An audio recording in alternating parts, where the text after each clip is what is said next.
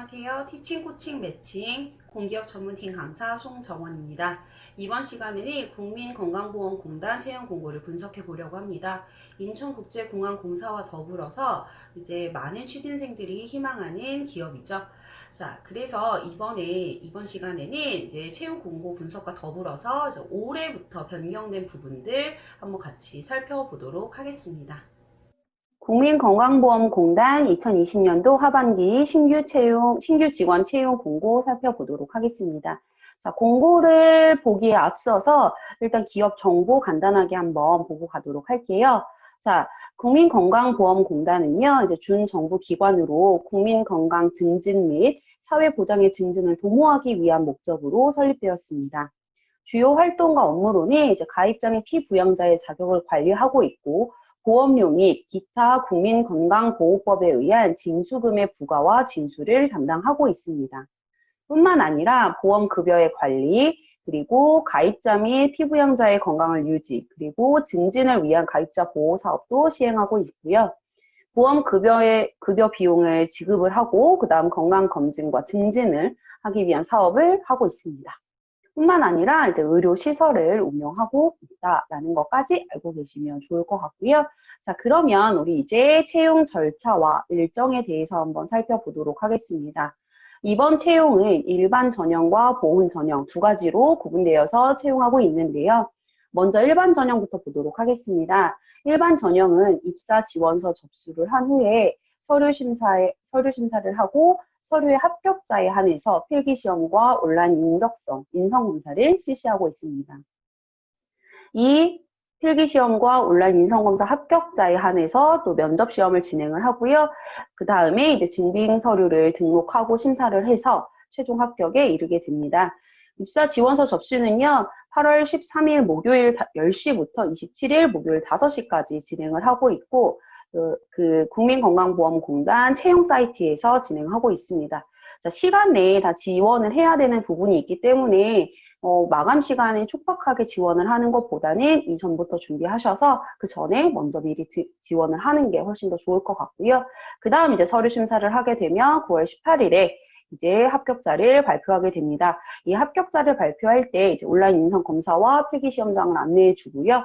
필기시험과 온라인 인성검사 이제 하루에 다 진행을 합니다.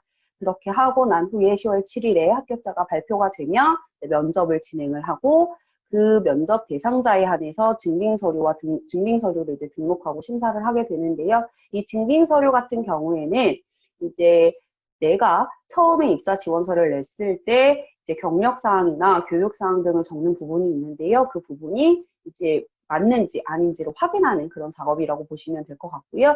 최종 합격은 11월 20일에 발표가 되고 이제 정확하게 이 회사에 들어가서 이 공단에 들어가서 이제 근무를 하는 것이 12월 11일에 결정이 된다고 합니다. 자, 그 다음으로는 이제 보훈 전형인데요. 보훈 전형에서 좀 기억하셔야 되는 부분은요. 필기시험을 따로 진행하지 않고 온라인 인성검사만 진행한다라고 하는 거 꼭 기억해 주시면 좋을 것 같습니다.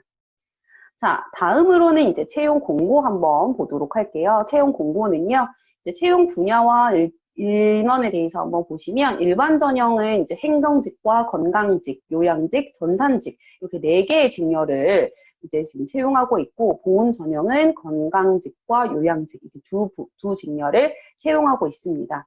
그래서 인원으로 살펴보게 되면요, 이제 행정직에서 6급 갑과 을로 구분이 되는데 137명, 70명 이렇게 지금 채용할 예정이고 건강직은 178명, 요양직은 25명, 전산직 5명.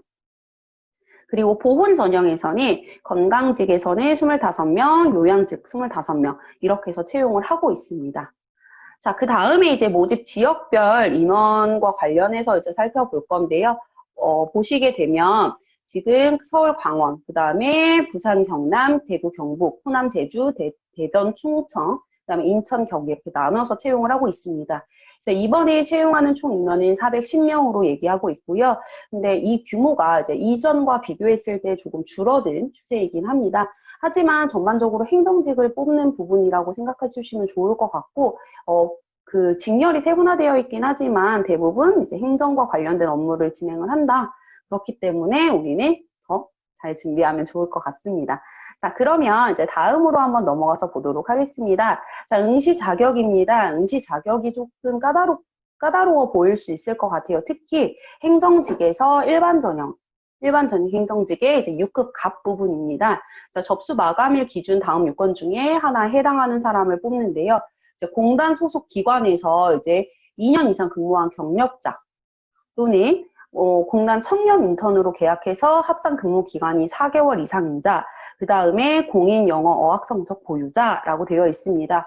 그래서 어학 성적만 가지고 있어도 이 직렬에 지원을 할 수 있으니까 한 번 더 확인해 주시면 좋을 것 같고요. 그 다음 행정직 6급 을에서는요, 접수 마감일 기준 최종 학력이 고등학교 졸업인자를 대상으로 하고 있습니다. 자, 그 다음에 이제 건강직과 요양직, 전산직은요, 면허증이나 자격증을 소지한 사람에 한해서 지원이 가능하니까 이 부분도 한번 확인해 주시면 좋을 것 같습니다. 다음으로는 보훈전형입니다. 보훈전형은 건강직과 요양직 두 개의 직렬을 채용한다고 했는데요. 자, 여기에서 중요한 부분이 보훈전형은 일반 전형과 달리 취업 지원 대상자여야 한다. 그리고 역시 마찬가지로 면허증 또는 자격증을 소지한 사람만 가능하다라고 하는 것까지 확인해 주시면 좋을 것 같고, 만약 본인이 취업 지원 대상자라고 한다고 하면 일반 전형보다는 보훈 전형에 지원을 하시는 게 오늘 조금 더 유리하지 않을까라고 생각이 듭니다. 자, 그럼 이제 서류 전형인데요. 서류 전형은 이제 심사하는 기준이 NCS 기반의 평가 항목별로 이제 정량 평가와 정성 평가가 있습니다. 일단 자격 사항 등을 가지고 먼저 평가를 하고요.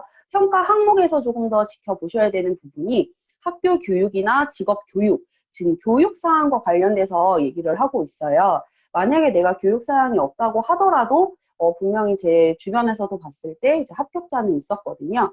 그렇지만 만약 빈 공간으로 두기가 조금 걱정이 되거나 좀 신경이 쓰인다고 하시면 이제 공공기관에서 교육하는 프로그램들이 있거든요. 이제 그런 부분들, 뭐 오프 캠퍼스 같은 경우를 이용하셔서 교육을 받아서 인증서가 나오니까 그 인증서 나오는 부분들을 입력해 주시면 훨씬 더 좋을 것 같고, 그다음에 경력, 경험, 그다음 자격증, 자기소개서, 이제 우대사항 있으신 분들은 우대사항까지도 이제 넣어주시면 된다라는 부분이고요. 이 서류 전형에서는 이제 일반 전형으로 이제 필기시험 대상자, 그리고 보훈 전형으로는 온라인 인성검사 대상자를 이제 뽑습니다. 그래서 일반 전형 같은 경우에는 이제 필기시험 대상자가 약 7배수 정도 되고요. 보훈은 약 5배수 정도를 뽑습니다. 자, 그러면 이제 필기시험과 온라인 인성검사가 어떻게 되는지 되게 궁금해 하실 텐데요. 자, 필기시험 같은 경우에는요, 이제 일반 서류 전형 합격자에 한해서 이제 진행을 합니다. 이제 크게 두 가지로 구분이 되는데, 제일 먼저 이제 NCS 기반의 직업 기초 능력을 이제 시험을 보고요. 두 번째로는 이제 법률 부분을 보게 됩니다. 이 법률 부분이 상당히 중요한 이유는 제가 뒷부분에 가서 이제 직무기술서를 보면서 한번 더 말씀을 드릴 거고요.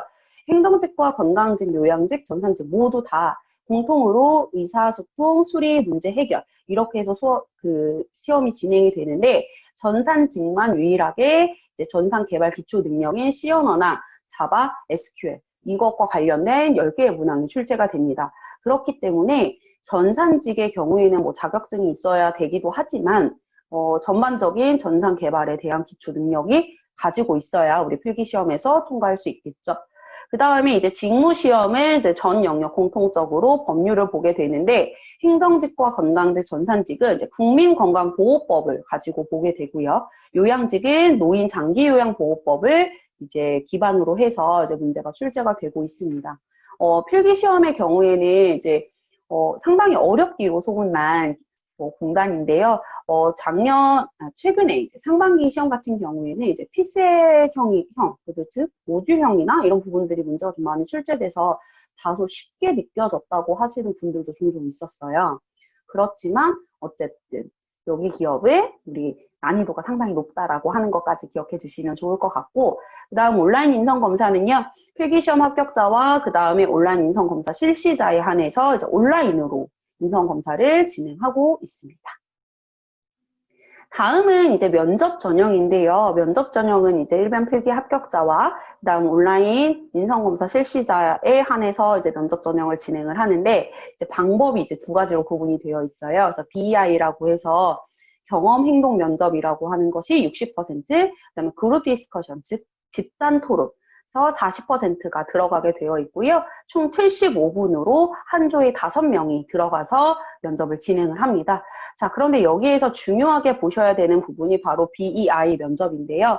BEI 면접은 행동사건 면접이에요. 그래서 각 직무별에 대한 경험을 가지고 이제 배운 부분을 심화 질문하는 프로세스로 이제 진행을 하고 있고, 이제 보통 개인의 과거 경험을 토대로 면접관이 이제 자유롭게 질문을 던지게 됩니다.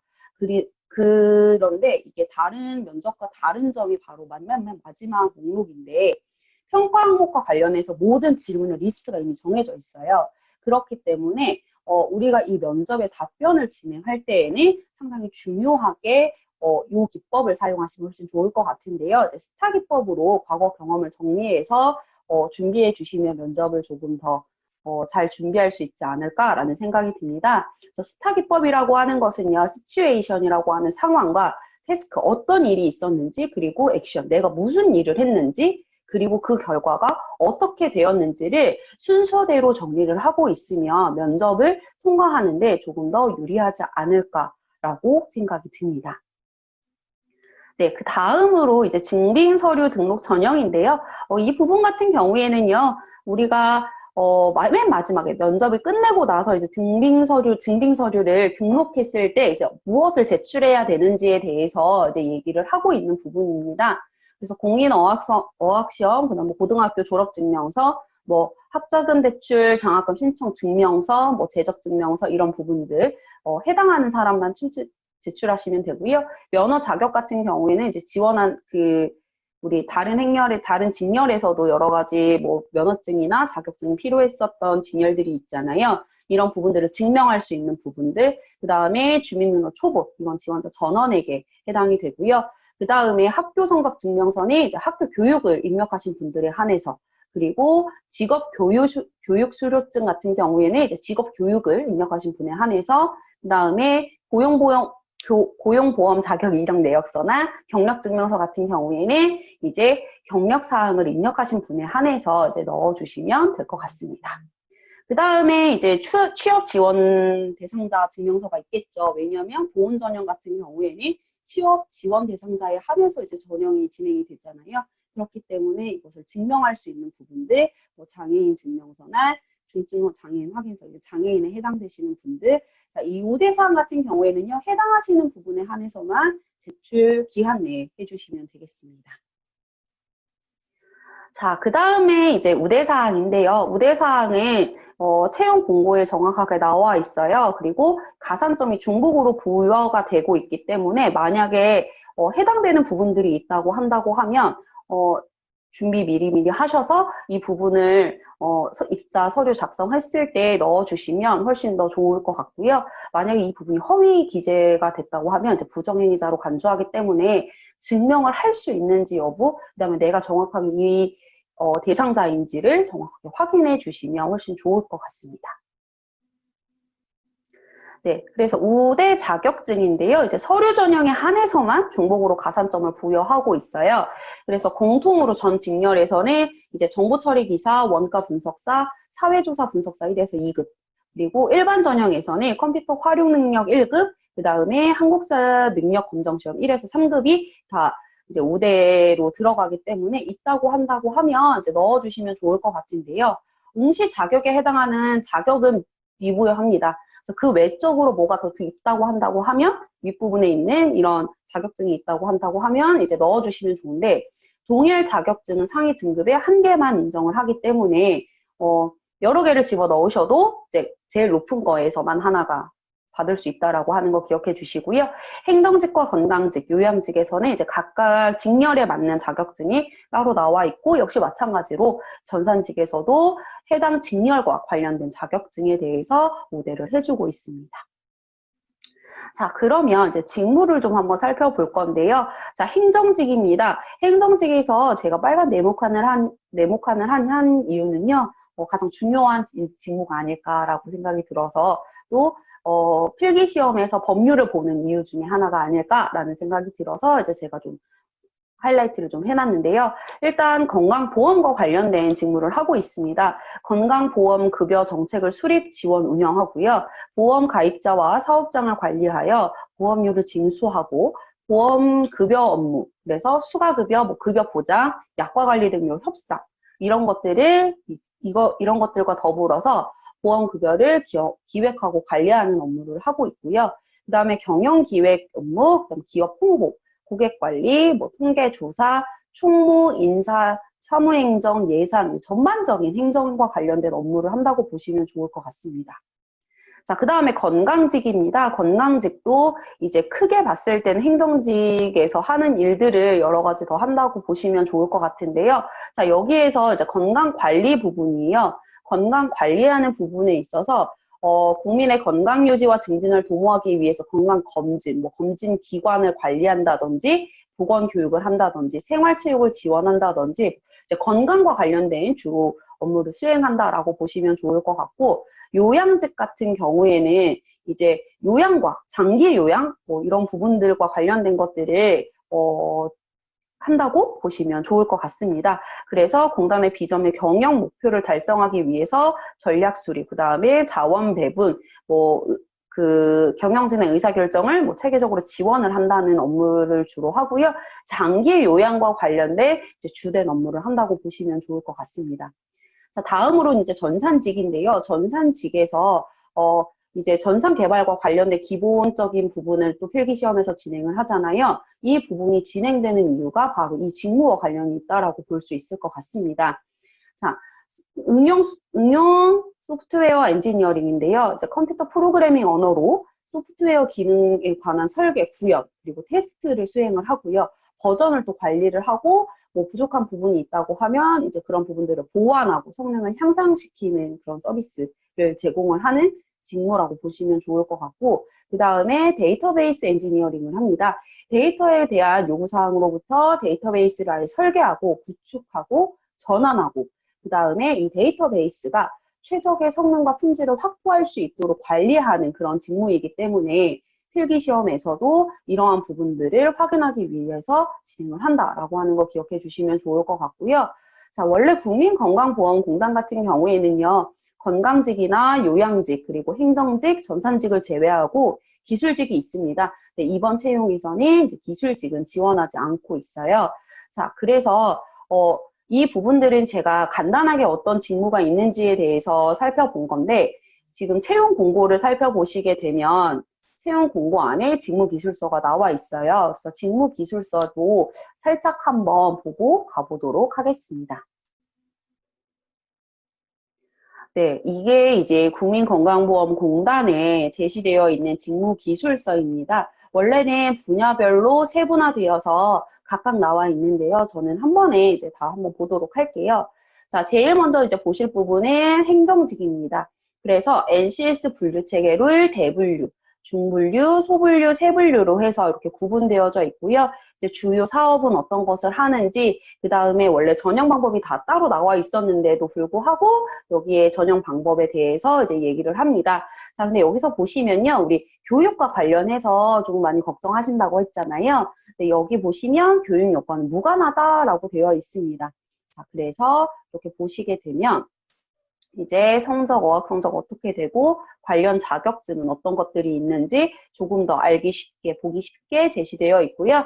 자, NCS 상세 부분을 보시면 능력단이 나와 있습니다. 어떤 부분들의 일을 하고 있고 이런 역할이 필요하다라고 하는 부분이고, 이 직렬을 선택을 하게 되면 이제 직무 수행하는 부분들, 그리고 필요한 지식에 대해서도 나와 있는데요. 이제 보시게 되면요. 건강보험 제도에 대한 지식, 또 민법, 소득세법 이런 법령 지식이 필요해요. 그렇기 때문에 필기시험에서 법률과 관련된 문제를 필기시험을 진행한다라고 하는 거 기억해 주시면 좋을 것 같고요. 그 다음에 뭐 경영기획에서는 전반적인 예산, 뭐 재무관리회계 이런 부분들이 필요하고, 그 다음에 PR하는 부분에서는 건강보험 사업에 대해서 이해도 필요하고 언론 보도 관련해서 규정에 관한 지식도 필요합니다. 그렇기 때문에 면접 준비를 하실 때에도 최근에 국민건강보험공단에서 했던 일, 뭐 혁신적으로 어떤 일이 있었는지 이런 부분들을 지속적으로 확인해 주시면 면접에서도 좀 더 플러스 요인이 있지 않을까 생각이 듭니다.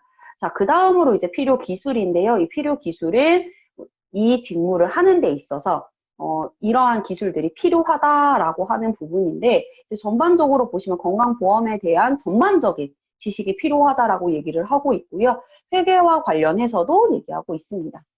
자, 그 다음으로 이제 직무수행 태도인데요. 직무수행 태도는 업무 규정과 일정 계획을 준수하고 원활한 의사소통 태도, 적극적인 정보 수집 자세, 그 다음에 논리적이고 분석적이고 객관적인 사고를 해야 되고 이런 부분들이 있습니다. 그래서 이 직무를 하기 위해서 필요한 태도가 이렇다라고 하는 거고, 직업 기초 능력은요, 총 10개로 구분이 되어져 있습니다. 10개로 구분되어져 있는 것 중에서 우리가 이 직무를 수행하기 위해서 평가해야 할 항목들인 다음과 같다라고 얘기를 하고 있는데요.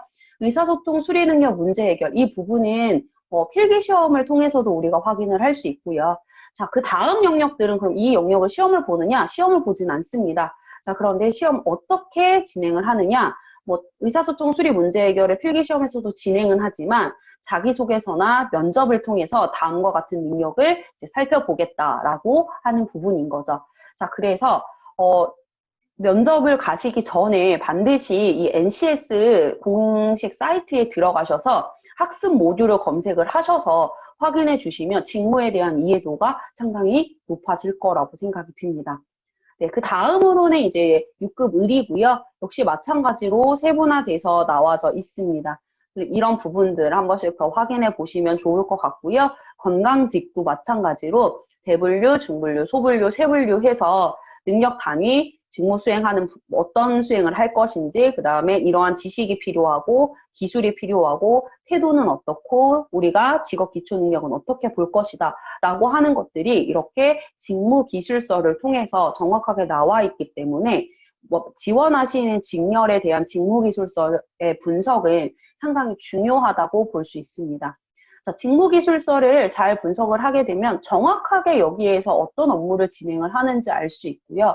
그 다음에 내가 어필해야 되는 부분이 무엇인지까지도 알 수 있다라고 하는 점 꼭 기억해 주셨으면 좋겠습니다. 네, 다음으로는 이제 2020년 상반기부터 이제 변경된 내용에 대해서 좀 살펴보려고 하는데요. 일단 우대사항과 관련해서 상반기부터 변경이 되었습니다. 정부의 권장에 따라서 사회 배려 계층에 대한 우대사항이 확대되었는데요. 기존에는 국민기초생활보장법에 의거한 수급자만 가능했다고 하면 이제 북한 이탈 주민 보험이 정착 지원에 관한 법률에 의거한 북한 이탈 주민도 지원이 가능하고, 한부모 가족 지원법에 의해서 이제 한부모 가족도 우대사항에 이제 들어가게 된다라고 하는 부분이거든요. 그렇기 때문에 만약에 이 사회 배려 계층에 속한다고 하시면 이 우대사항까지도 한번 더 확인해 주시면 좋을 것 같습니다. 네. 그 다음으로 이제 두 번째 내용인데요. 두 번째는요, 이제 증빙 서류와 관련해서 조금 달라진 부분이 있습니다.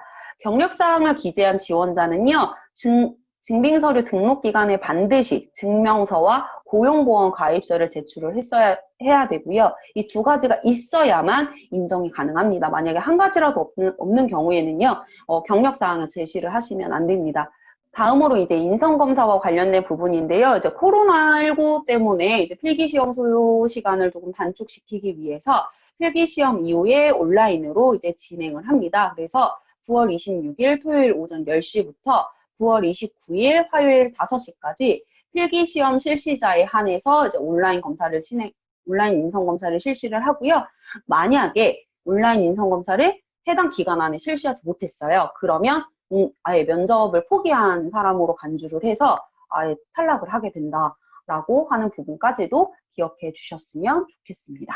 네, 저와 함께 국민건강보험공단 채용 공고를 분석해 보았습니다. 공단 입사를 희망하시는 분들은 자신이 어떤 사람인지를 감추고 기업이 원하는 이미지에 맞추어서 이야기하기보다는 자신이 정말 어떤 사람인지를 솔직하게 이야기하는 것이 중요하다고 생각합니다. 뿐만 아니라 이제 공단에서 하는 일과 목적 그리고 직무에 대한 정확한 이해가 결합이 된다고 하면 아마 좋은 결과 있을 것 같습니다. 여러분의 취업을 응원합니다. 구독과 좋아요 많이 눌러주세요. 감사합니다.